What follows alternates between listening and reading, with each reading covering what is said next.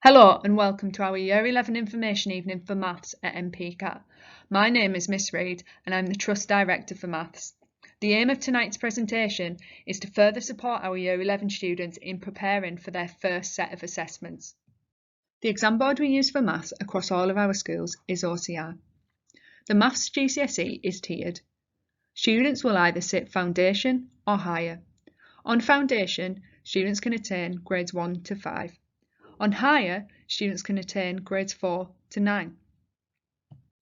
All of our students will sit 3 1 hour and a half exams, made up of 3 papers. Each paper is out of 100.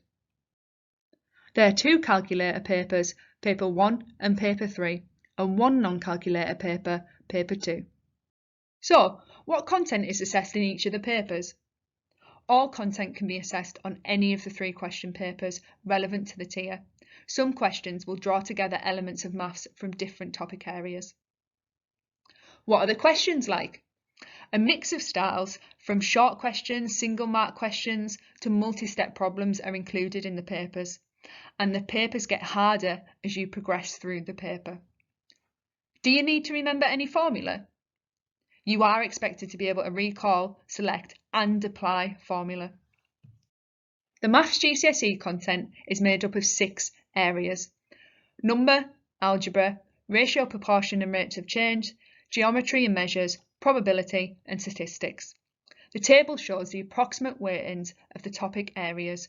For example, 20% of the foundation content is algebra, yet 30% of the higher tier content is algebra.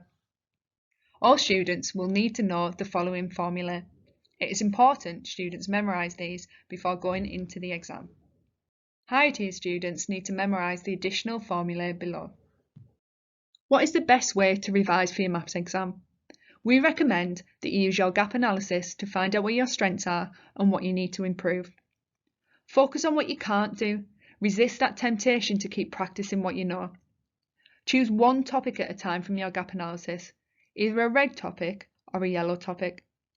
If you find a topic that you can't remember how to do, watch the video on it. The Hegarty clip number is in your gap analysis. Then, complete some practice questions on the topic and check your answers. Don't forget to revisit the topic in a few days and also in a few weeks' time to make sure you remember it. The most important thing is to remember the best way to revise maths is to do maths. Before your maths exam, make sure you can use your equipment. But remember, when you are revising, only use a calculator if it is a calculator question. Make sure you can remember all of the formulae before going into your exam. We recommend that you practice in exam conditions and time yourself, especially when you're working on past paper questions. A good idea for time is a minute a mark. And finally, use your best free resource, your teachers. You will be given lots of revision materials from your teachers. We recommend the revision guide CGP OCR GCSE Maths 9 to 1. We also recommend the websites Hegarty Maths, Corbett Maths, OCR and GCSE Pod. You will find lots of resources and exam questions that you can use for additional revision here. We have some exam tips that we would like to share with you. Always write the units in your answer, for example, centimetres or centimetres squared. Write down the figures on your calculator and then make a suitable rounding.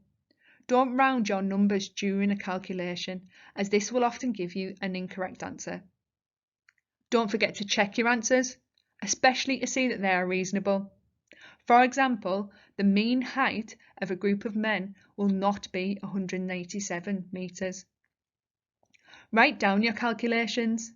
Do not only enter them into your calculator or complete them in your head, as you usually get marks for showing a correct method. Finally, if you have time left at the end of the exam, check your work.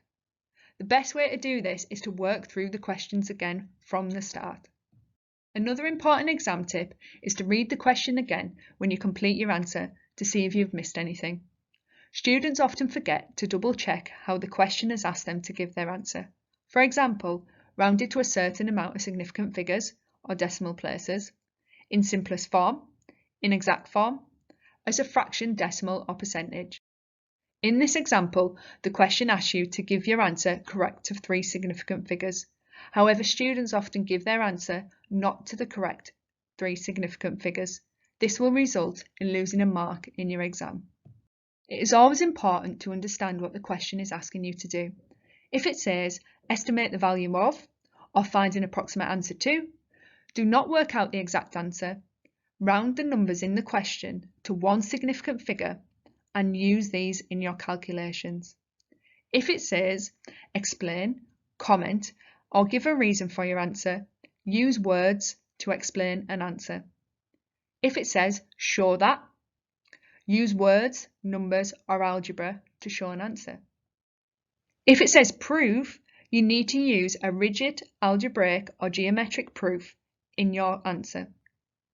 If it says give an exact value, give the answer as a square root.